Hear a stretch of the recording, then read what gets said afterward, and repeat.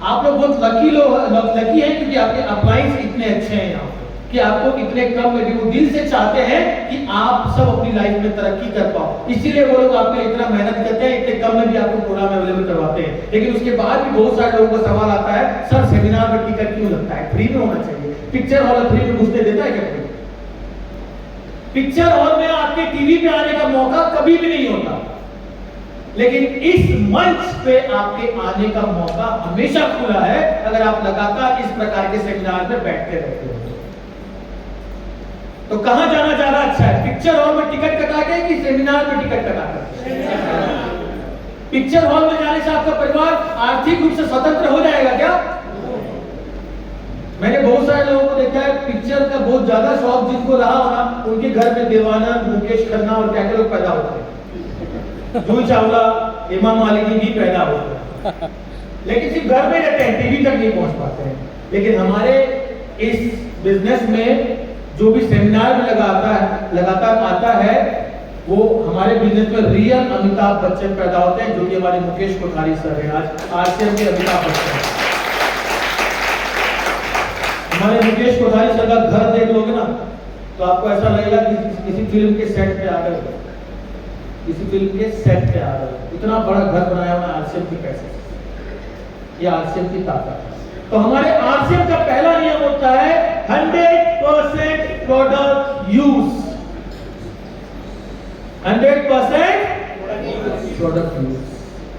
कितने लोग वाकई में दिल से बताओ 100% प्रोडक्ट यूज करते हो? सब लोग करते हो? yes. बहुत लोग नहीं करते। कितने लोग नए हैं जो आरसीएम में भी ज्वाइन नहीं किए? ऐसा कोई भी नहीं है? एक अंकल है, 1 2 3 है, 4। चलो इनका तो समझ में भी आता है कि ये भी ज्वाइन नहीं किए हैं। जो ज्वाइन किए हैं वो भी बाहर का खा रहे हैं। तो कहीं ना कहीं मैंने बताया ना, आपका ये वर्ड है ना विजन, ये विजन क्लियर नहीं है। दूसरा, आपने अपनी लाइफ के लिए टारगेट सेट नहीं किया है। अब मैं आपको बताता हूं 100% प्रोडक्ट यूज नहीं करने से क्या होता है। आपको बहुत सारी चीजें बताई गई होगी, मैं आपको एक छोटे से उदाहरण से समझा दूंगा। आप किसी किराना दुकान में गए और वहां से कोलगेट मांग के ला रहे हो। क्या मांग रहे हो? पीछे वाले नहीं सुने? कोलगेट। और अब आप कोलगेट खरीदने के बाद में उसको अगले आधा घंटा तक लेक्चर देते हो। क्या? हमारा आरसीएम का जो केविको टूथपेस्ट है, इसको लगाने से दांतों की सारी समस्या खत्म हो जाती है, आपको हमेशा फ्रेश लगता है, आपको हमेशा अच्छा फील होता है, सामने वाले को अच्छा फील होता है, ये होता है, वो होता है। और लेकर के क्या आ रहे हो उसके हाथ से? दुकानदार एक ही चीज पूछता है, भैया आप क्या यूज कर रहे हो? वो अभी क्या खत्म हो गया था इसलिए कोलगेट लगा। खुद घस रहे हो कोलगेट और बेच रहे हो केविको। कौन खरीदेगा? कोई खरीदेगा? That's why 100% प्रोडक्ट यूज पहले इस्तेमाल करो, फिर विश्वास।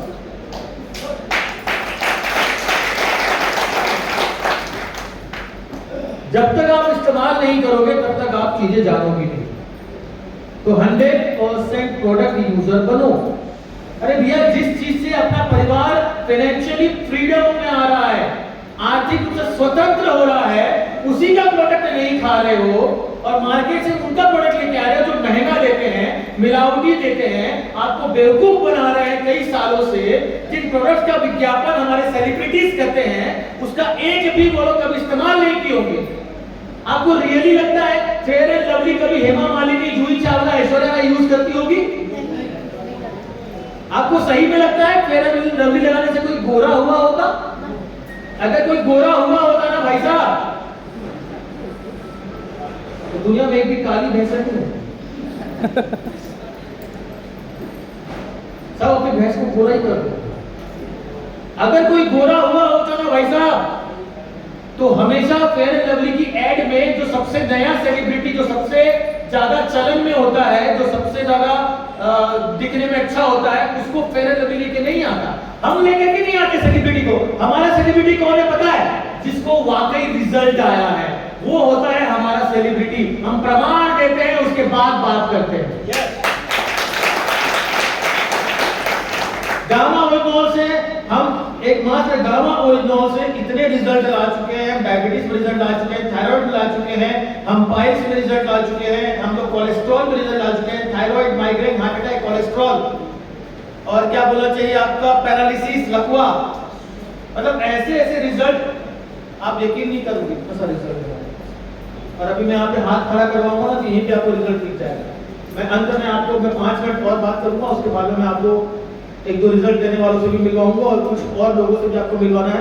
3 बजे तक बैठ सकते हैं सब लोग यहाँ पे? 3 बजे तक बैठ सकते हो भैया? दमोह वाले बैठ सकते हो? अरे यार आवाज 4 लोग की आती है। दमोह वाले बैठ सकते हो? चलिए, दूसरा आपको एक चीज नियम याद रखना है, 100% प्रोडक्ट यूज तो करते हो, जो नहीं करते हो वो करना शुरू करो। दूसरी बात, कितने लोग आरसीएम का प्रोडक्ट लोगों को रेकमेंड करते हो, मतलब बेचने के लिए निकलते हो? बहुत चंद लोग हैं। दिल से एक बात बताना मेरे को, कितने लोग आरसीएम को सिर्फ प्रोडक्ट यूज करने के लिए ही ज्वाइन किए हो? खाली प्रोडक्ट नहीं सर, आप तो बेचने निकलते हो, आपको हाई सैलरी अवार्ड मिला है, आप ये बात सुने नहीं क्या? मैं बोला कितने लोग आरसीएम को सिर्फ प्रोडक्ट यूज करने के लिए किए हो, आरसीएम में कोई विजन नहीं देख रहे हो, ड्रीम नहीं है, टारगेट नहीं है। कितने लोग खाली प्रोडक्ट इस्तेमाल करने के लिए आए हो आरसीएम में? कितने लोग ऐसे हो? अगर सब लोग आरसीएम में काम करने के लिए आए हो तो बेचने क्यों नहीं निकलते हो?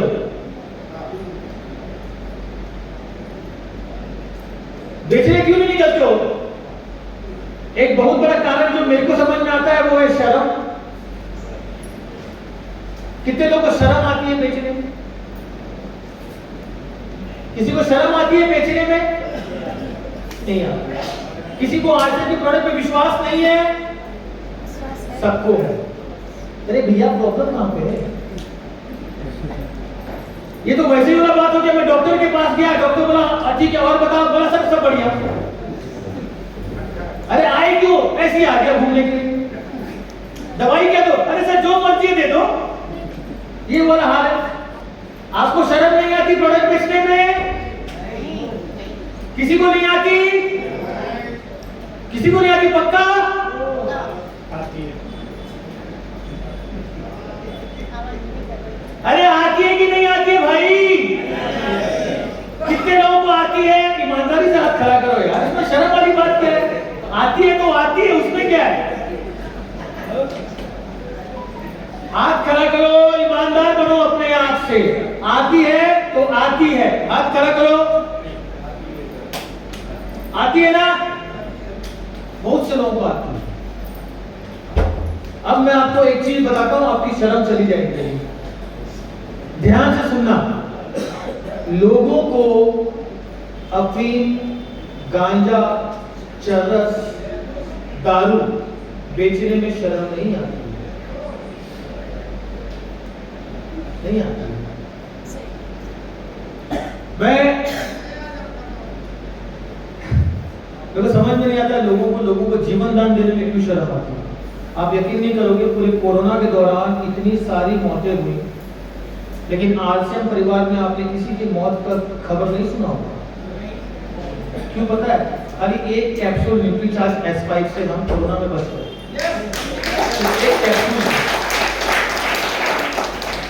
कोई वैक्सीनेशन की जरूरत नहीं पड़ी हमें। और आज हर उस व्यक्ति का पड़ोसी जिंदा है जिसने शर्म नहीं की। आज हर उस व्यक्ति का पड़ोसी जिंदा है जिसने अपने पड़ोसी को प्रोडक्ट देने में शर्म नहीं की, और अधिकतर उस व्यक्ति का पड़ोसी आज दुनिया में नहीं है जो सिर्फ शर्म के मारे उस तक अपना प्रोडक्ट नहीं पहुंचाता। क्या शर्म आनी चाहिए आपको? आपको पता नहीं है कि आपके पास कितनी बड़ी ताकत है। बोलते हैं with great power comes great responsibility. बड़ी ताकत के साथ में बड़ी जिम्मेदारी आती है, और बड़ी ताकत की एक खासियत होती है, सही तरीके से इस्तेमाल किया जाए तो कई घरों को रोशन कर देती है। सही तरीके से इस्तेमाल किया जाए तो कई घरों को रोशन कर देती है, और अगर गलत तरीके से या फिर इसका इस्तेमाल ना किया जाए तो खुद का घर बर्बाद कर देती है। ये बड़ी ताकत की खासियत होती है। That is RCM. आज आरसीएम में लोग महीने का 50 लाख रुपए भी ले रहे हैं, और वहीं पे कुछ लोग बाहर खड़े होकर के आरसीएम को आज भी गाली दे रहे हैं, आज भी गाली दे रहे हैं, क्योंकि उन्होंने उस ताकत की कीमत को नहीं समझा। मैं आप सबसे रिक्वेस्ट करता हूं, शर्म जैसी चीज आपको शोभा नहीं देती। Because like I always say, जैसा कि मैं हमेशा बोलता हूं, शर्म इंसान तब सबसे ज्यादा करता है जब उसकी शादी होने वाली होती है। सबसे ज्यादा लड़का और लड़की तब शर्माते हैं जब उनको शादी के लिए आपस में मिलवाया जाता है।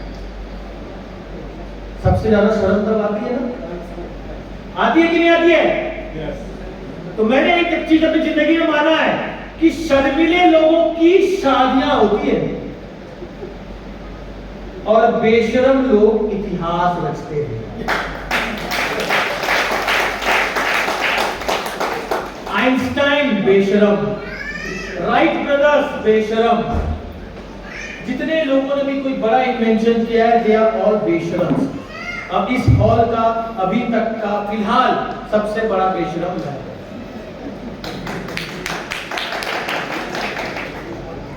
फिर उसके बाद अलग अलग लेवल की और भी हैं, लेकिन फिलहाल मैं सबसे बड़ा बेशरम हूं, और मैं बहुत खुश हूं। अगर बेशरम बन करके यहाँ पे आने का मौका मिलता है तो फिर बेशरम बनना ही सही है भैया, शादी करने के थोड़ी पता होगा।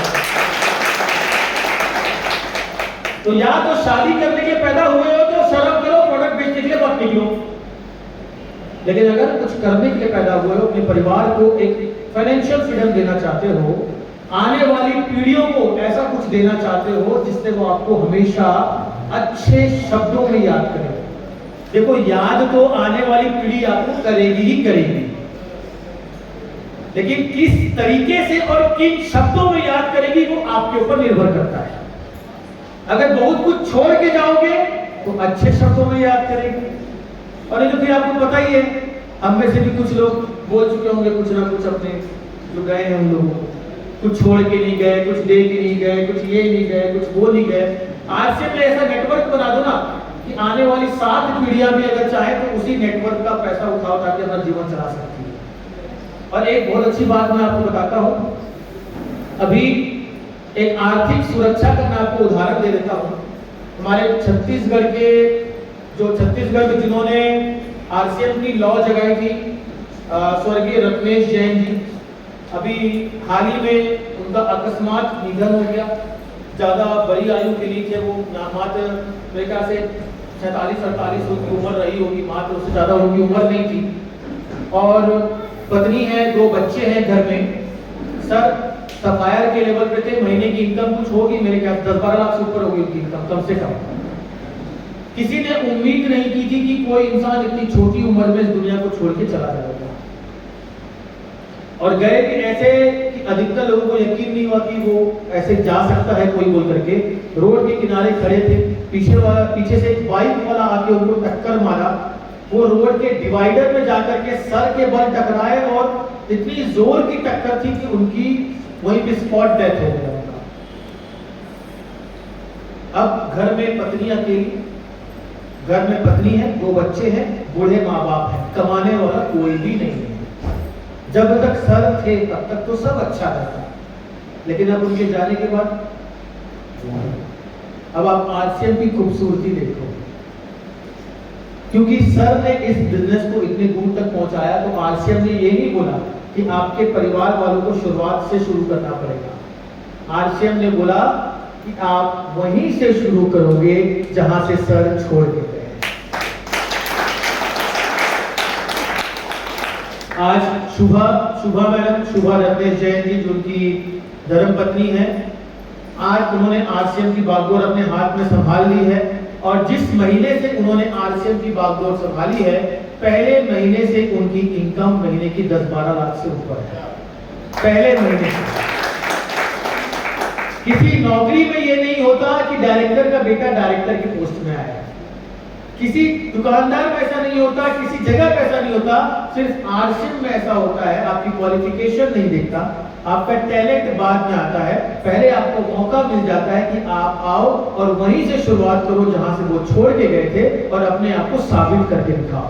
हमारे इस सिस्टम के एक और बहुत बड़े उदाहरण जिसका नाम आप सब जानते होंगे, मिस्टर रवि ओपी शर्मा जी, जो एक जीता जागता उदाहरण है कि आरसीएम में फाइनेंशियल सिक्योरिटी किसको बोलते हैं। रवि ओपी शर्मा जी, जिनके फादर ओपी शर्मा जी ने इस बिजनेस की को स्थापित किया, स्टार्ट किया, एक बड़े मुकाम में पहुंचाया। और रवि, जब उनका सडन उनकी भी मृत्यु हुई और उसके बाद में रवि शर्मा जी को उन्हीं की पोजीशन से स्टार्ट करने का मौका मिला जहां से वो छोड़ के गए थे। ये है पावर ऑफ आरसीएम। ये आर्थिक सुरक्षा हम अपने परिवार को दे सकते हैं अगर आप आरसीएम करते हो तो। करना चाहिए आरसीएम या नहीं करना चाहिए? करना चाहिए। अपने लिए करो, अपने घर वालों के लिए करो, आने वाली पीढ़ियों के लिए करो। और मैं एक ही चीज आपसे बोलता हूं, एक दो शब्दों का फर्क एकदम अच्छे से समझ के जाओ। ध्यान से दो शब्दों का फर्क समझ के जाओ। पहला होता है फर्ज, दूसरा होता है जिम्मेदारी। दो शब्दों का फर्क समझ के जाओ भैया, क्योंकि ये दो शब्दों का फर्क आधी से ज्यादा दुनिया जानती नहीं है। और जो यहां पे बैठे आरसीएम नहीं कर रहे हैं ना कहीं वो इन दो शब्दों का फर्क नहीं जानते। अधिकतर लोग ये सोचते हैं कि अपने घर वालों को रोटी कपड़ा मकान दे करके उन्होंने अपनी जिम्मेदारी निभा दी। यू आर टोटली रॉन्ग, आप गलत हो। रोटी कपड़ा मकान देना आपका फर्ज है जो आप चुन नहीं सकते। अगर आपने परिवार बनाया है तो ये आपको देना ही पड़ेगा। You are bound to give, you have no selection, आप चुन नहीं सकते, ये तो देना ही पड़ेगा।